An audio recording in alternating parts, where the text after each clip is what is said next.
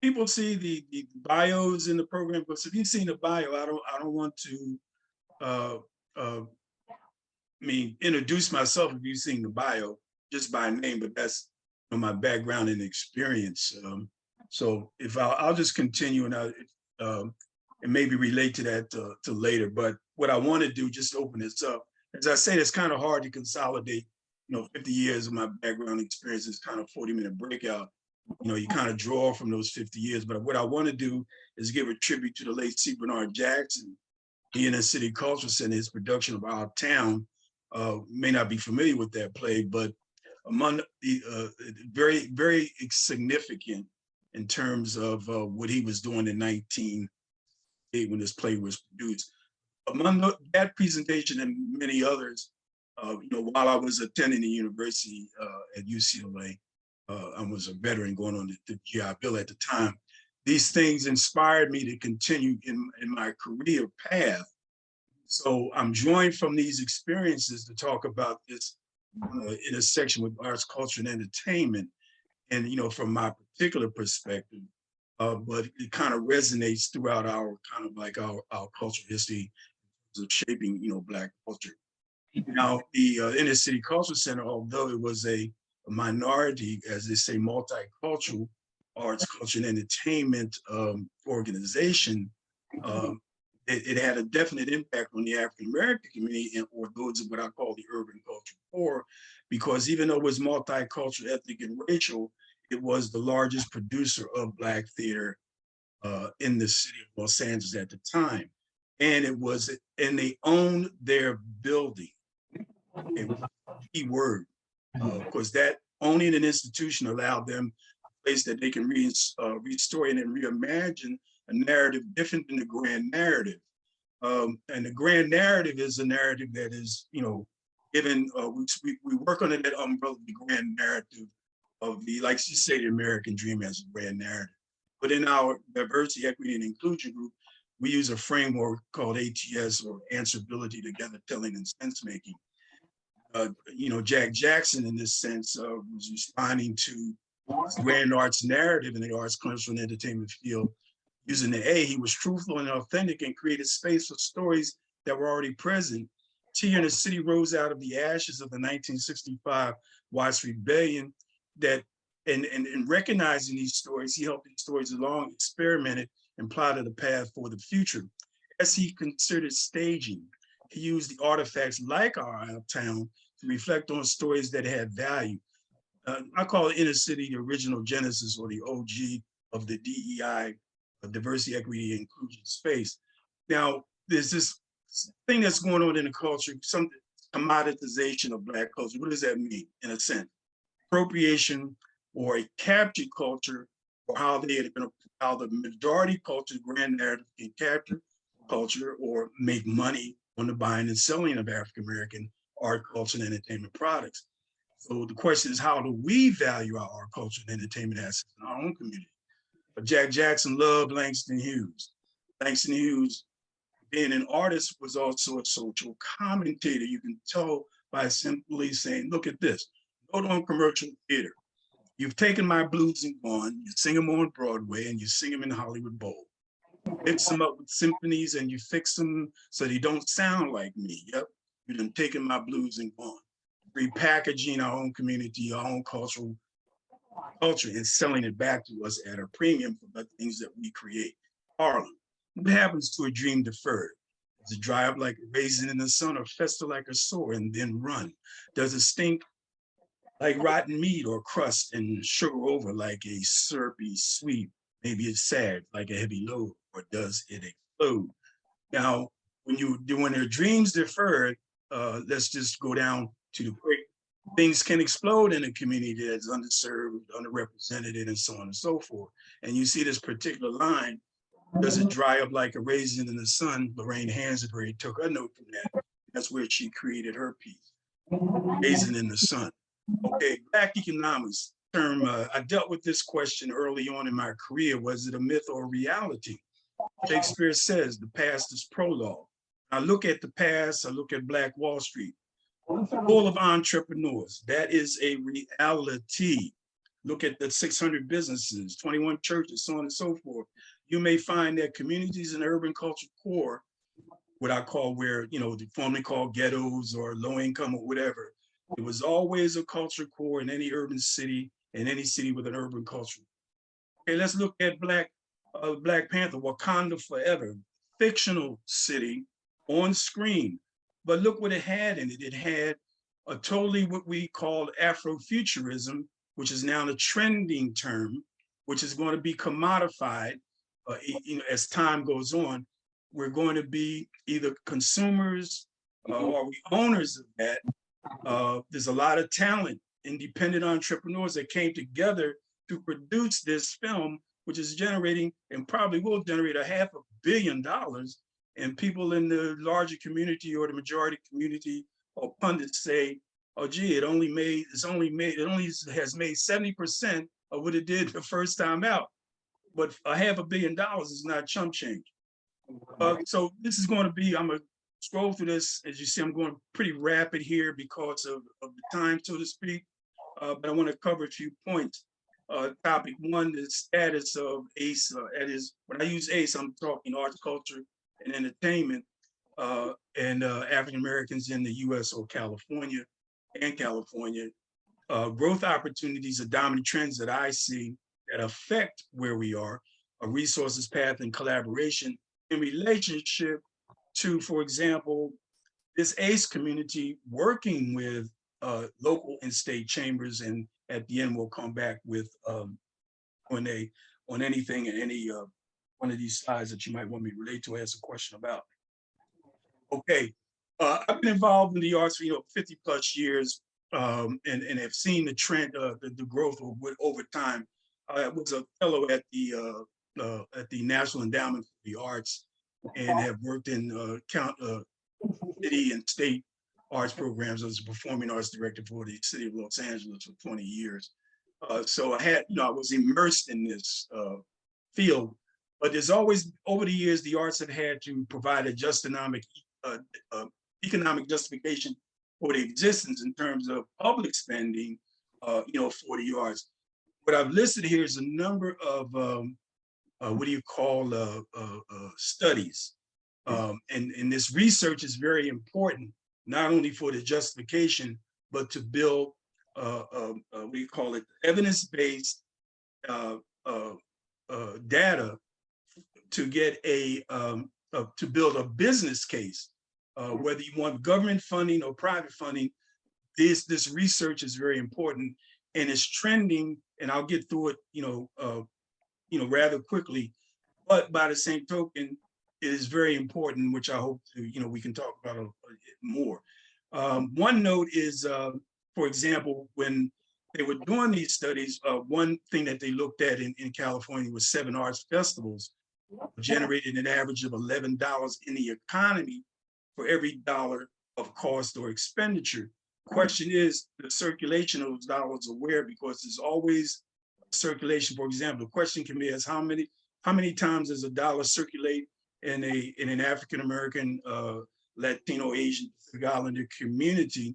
So one anecdotal note was that 3 times, where in a larger community it circulates 11 times. But that means there's money that's going out instead of money that's being circulated in the community. A lot of these, the Journal of Urban Affairs has a number of abstracts which are very important, and they're drilling down on these particular subjects. But that's why research is very important. There's a social and local community impact in communities. That's very important to understand. The California Arts Council has studied this. Again, nonprofits, which most arts organizations are, generate $2.1 billion in California. They create 150 million. What is 150 million thousand? That's new math. 115,000 jobs and generate, state taxes.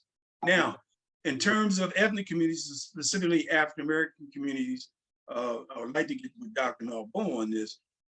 I haven't found yet any specific ethnic demographic in terms of where the expenditures are made in the African American community, what categories the money is spent, so on and so forth. So I look at this as a research opportunity Again, when we can build this data, we can have evidence-based cases for the business case, because it is about, show business is about the business of the show. There are a number of leading people in the field, Ann Murkison and David King, Richard Florida, a number of people have done research of these. This title is The Artistic Dividend, the Art's Hidden Contributions to Regional Development, as demonstrated that artists' creative presence brings an artistic dividend.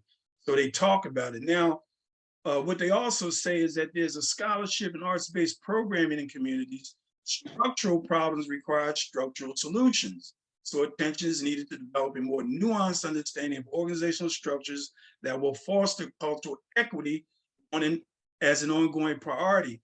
That's very important, because it is with what I call anchor arts infrastructure, buildings, institutions, facilities where artists are in, that need to be funded in order to support the growth and development of artists, and therefore the local economy, or what we call Black cultural economics. Even Bern Bernanke, former Fed chair, talked about the vitality of the arts, and that the public, private, and nonprofit development partners must be increasingly innovative in their work. Focuses on the economic and cultural viability of the community as a whole, not only on the construction or rehabilitation of individual homes and businesses. In other words, when you're going into urban renewal, not urban removal, if you're looking at a community in a cultural, urban cultural core, looking at infrastructure and how culture drives opportunity and economics in the local community. So again, this is an opportunity based on research to develop a business case. Okay, Khaled, you asked that 42 million Black or African Americans living in the United States, 12% of the total population. In California, 40 million people, 2.5 million African Americans, 6.5% of the population. Highlight of, there are cities, 10 cities that have a highest percentage of African Americans. And this could be done the same way for Asians, Latinos, Native Americans, etc. Here's another opportunity. Where do cultural and ethnic groups spend or invest their money in the arts, culture, and entertainment space? This is another research opportunity. This is a conversation that I think we, as artists involved in nonprofits and as entrepreneurs and as businesses, have this conversation, because it is an arts, political, and economic, where those things intersect is where infrastructure is developed. Okay, now African Americans have a spending capability now 1 trillion. I saw another report that said it's $1.6 trillion, right? Now there's other research, but we also operate at deficits, which I think mentioned earlier on in the presentations. So that we have some issues, even though we have all the spending power, we have some issues. The arts can play. There's a powerful statement that the arts bring to communities that there are other research institutions have looked at in terms of health, welfare, public safety. In other words, the more arts infrastructure you had in the community, the social and civic issues. Anyway, you have a healthier community, actually. The education is higher, the interactions, the jobs that are created are higher in those communities. Now, when we look at our, kind of like how we are, you look at these bullets, we spend a whole lot of money on soap and bath needs, okay? The toiletry items, and we will pay, we're known to pay extra because we like quality product, okay? Do we own any of the things that we, buy, so to speak? Or we shop high end, we like to shop high end. So what that says is that we are consumers, but are we producers and owners of our property, and specifically in intellectual property, of which creations are a part, and intellectual property is what drives industry. Okay, we got to down, let me go to down the trends right quick. By observation, when you look at what ACE products are, in Tempe, Arizona, there's a $2.1 billion real estate development project built around what I call popular American culture. But this is an ACE And you got to look at the whole spectrum of arts, culture, and entertainment, and what that means when you have like a mall that is anchored by a what do you call it, cineplex, multi-screens. That is an ACE product that's anchoring in a mall development, the SoFi Entertainment Complex in Inglewood. When you look at your downtown civic centers, you see a concentration of museums, of theaters, and other ancillary products like restaurants and all these kind of things that support what that anchor arts project is in a community. You take the Grove that is in Los Angeles, or the Farmers Market, and you can go look in your city and see where the concentration of arts infrastructure is, and you'll see basically the generation of economic value under the popular American culture, which can include, for example, a food court, which you'll get a sampling of every ethnic culture's blend, but it doesn't exist. That same infrastructure on a micro level is not present in an urban cultural core community. Placemaking is a lot of things that people do now to get into areas to create spaces, but they're temporary if you want to demonstrate what the value of the art is on your own. But the NEA has an Our Town kind of design project. There are, when you look at Tech Canyons, look at where Tech Canyons, I'm looking at using Los Angeles as an example, look in your own city, where there are Tech Canyons, where technology comes together, where is it concentrated? Where is the housing concentrated? Where is the transportation concentrated? And you'll see these things like in Culver City. So if you go Culver City, Marina Del Rey, Hollywood, for example, which is kind of like the Silicon Valleys of what Silicon Valley was up in Northern California. And you'll see these macro, but when you get to the micro, because there's no lack of creativity, innovation, and so on in an urban culture community, there's a lack of arts infrastructure that needs the investment. So this is the value when you can concentrate and get bodies, institutions, and infrastructure together, how you can impact your local community economic development. When I was working with the Department of Cultural Affairs as its performing arts director, I was also its cultural facilities director.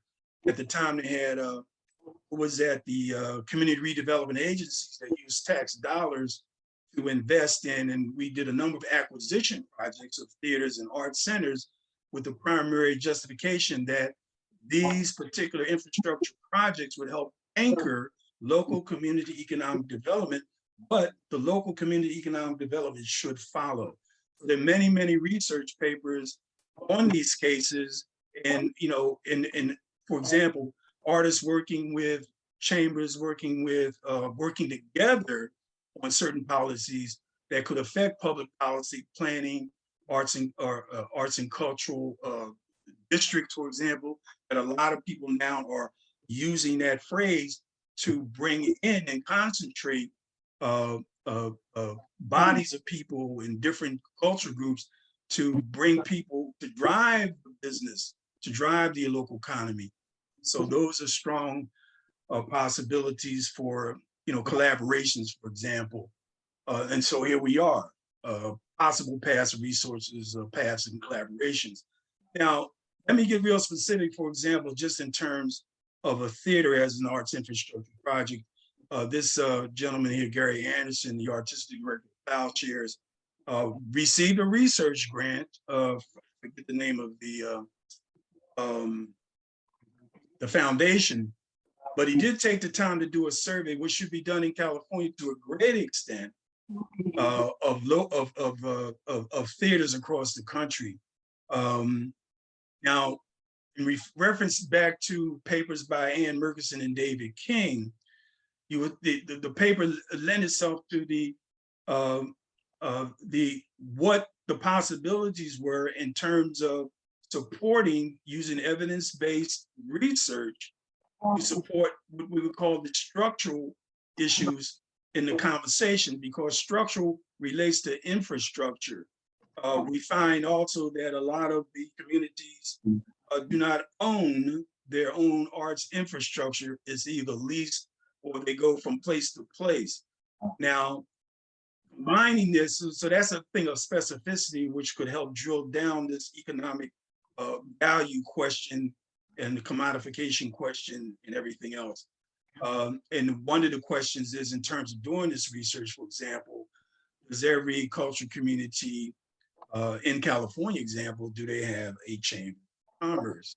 There are things under the umbrella of cultural mapping that some cities are undertaking to understand what exists in their communities.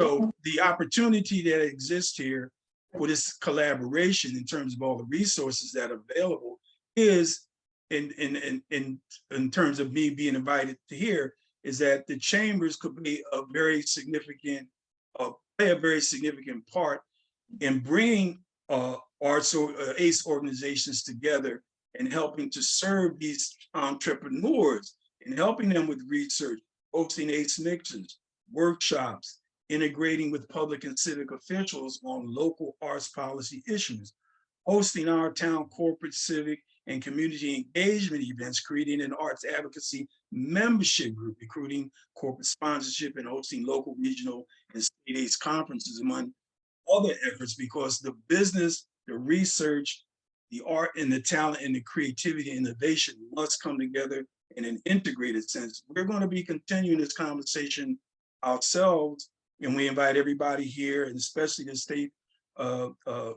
chambers, including the Asian, Latino, Asian Pacific Islander, Native Americans, to join us. And when I say us, that's the UCLA Beloved Community Initiative, and ourselves at the Los Angeles Theater Center on April 16th. Los Angeles, again, just to close out, I think just to close out, and you could see all this, largest creative community in the world, $200 billion in revenue, bunch of research done on it, leaders in product innovation and so on and so forth, a city built on and by creatives. Okay, but here's an opportunity. Los Angeles is the only city without a public, nonprofit, or privately owned and operated Black theater on and with, period. I mean, there's no, there are many, one or two, perhaps. Look at your city, see what is owned and operated privately or by a nonprofit that has an operating budget of over $500,000, which is pretty minuscule, okay? But what we're doing to use as a demonstration project, which we call the Cultural Legacy Project, which is the Los Angeles Inner City Cultural Center, C. Bernard Jackson Memorial Library, bring all this research together to demonstrate that a cultural project can anchor local community economic development in a mixed-use real estate development project as a standalone. And it's going to take, as they say, a village to make this happen. So now what? The way to get started is to quit talking and begin doing. And as I said, the gentleman said to me one time, he said, well, you've been talking about this for 30 years, what are you going to do about it? I said, well, the only conversation we need to have about it is how to do it. So that's what we want to do. So in closing, let me just say this. The Black, African American, and other ethnic communities are authentic with stories to tell and untapped creative potential to share and advance economic stability in their own local economy. Arts, culture, and entertainment drives economic development in areas where investment is prominent, but not common in the urban culture. However, there is an evidence-based case that can be established to secure the funds needed to support the infrastructure and institutions which serve to house, support, nurture, and grow the next generation of cultural entrepreneurs. I like to drop these little lines from little movies.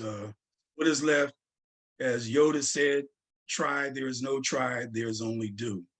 As Captain Buzz Lightyear said, now where are we? We're going to infinity and beyond. And for us, sky is no limit to what we aspire to achieve. And I'm in this space, and this is a space I'm going to be in for some time. So I hope that can help stimulate the discussion. This is not, the silver bullet, but this is something that I have gleaned through my 50+ years of being in this field, and what a lack is, but what the opportunities are and where the gaps are, because you need the financial, you need the business acumen, you need all of the tools that each of us possess in our in our own silos. The question is, how can we, I think somebody mentioned, I don't know if it's Dr. Melville, work together to affect this change in a coordinated sense, because if this is the one of the largest economy, California is what is the fourth largest or fifth largest in the world. You know, where are we in it? And where is one of our key commodities, our culture and our art? Where is that in the where is that in this game of life? So I'll end your presentation there and open it up for any Q&A that you might have. Oh, let me just say this. This is Shaping Black Culture in the Urban Culture Core. These are our partners, NC Cultural Center, Diversity, Equity, Inclusion Group, and UCLA. This is for our April event.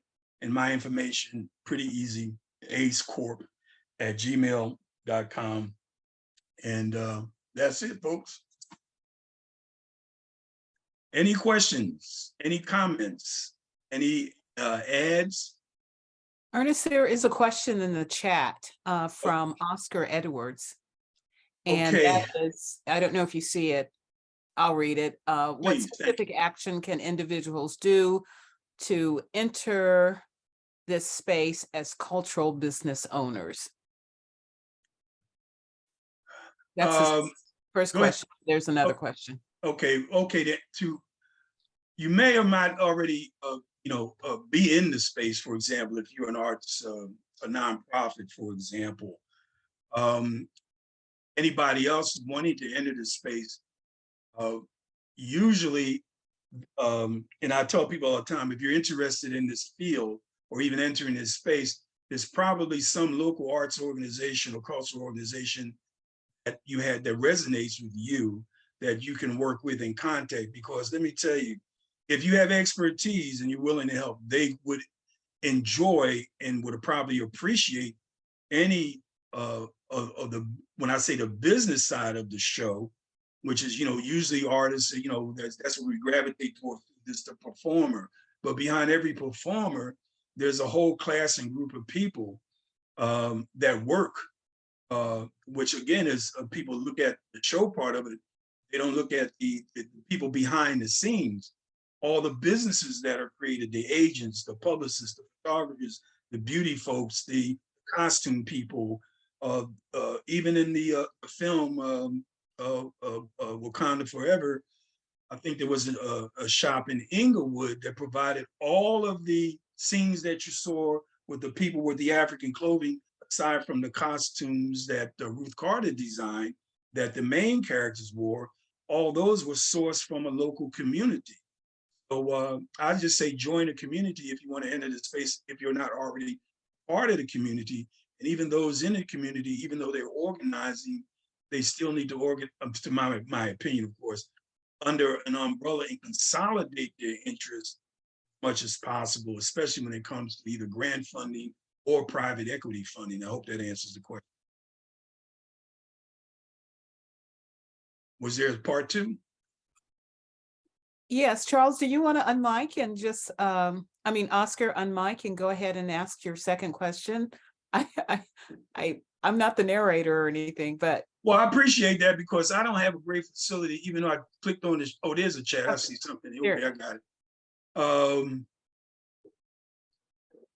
Okay, how this work together in the infrastructure development and funding coming down the pike.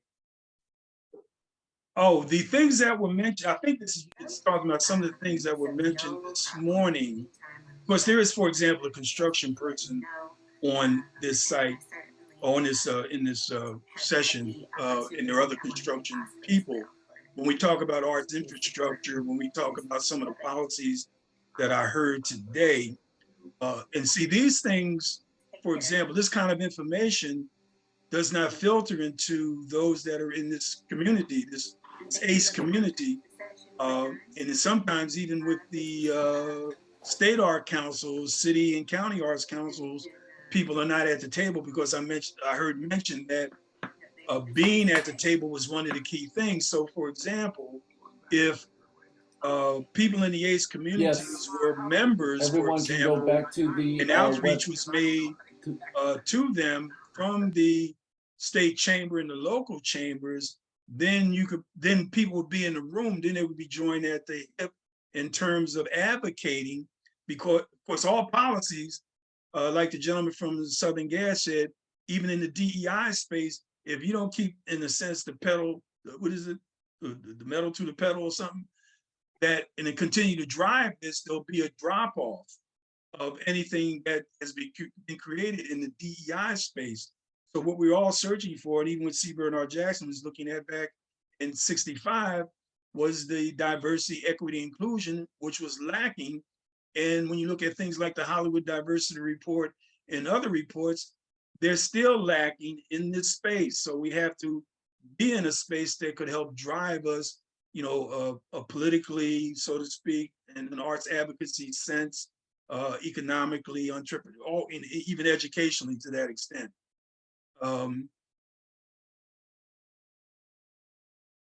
Oh, thank you, Jackie. Appreciate that. Was there anything else? I don't know how much time we have because I don't even see the clock. I heard someone say that it's okay to go back into the main session, but I'd love to have a little bit more time with you, though. Well, you know, hopefully we could find a way to create another platform. I mean, so we'd have, you know, a little more time, like you said. And I agree, because like I said, it's hard to condense so much, and it's hard to condense it. But I think a key in terms of this session with this group is that it could be a place to integrate our interests. They gave CAACC a platform so that people like you and other people, we could talk on this platform and be a part of a statewide, a local and a statewide conversation in regards to the ACE platform. I guess we're going back to the breakouts. I mean, to the main room. But thank you for attending, and thank you for listening, and we'll talk again later. Hey, Charles, let's hook up one day. Okay, just real quick thing, Ernest. One of the things I can't overemphasize enough is the power of collaboration. When we work together as cultural centers, as agencies, cultural agencies, businesses, I know that major funding institutions, whether they be philanthropic or whether it be state of California, they are looking at partnerships as opposed to individual groups and agencies operating in competition with each other. No, Charles, that's very true. That is a trend, and that's what they're looking for, people to do exactly what you just said. Exactly. Okay, I guess it's time. The guy says, I love you madly. You're beautiful people. We'll talk again, okay?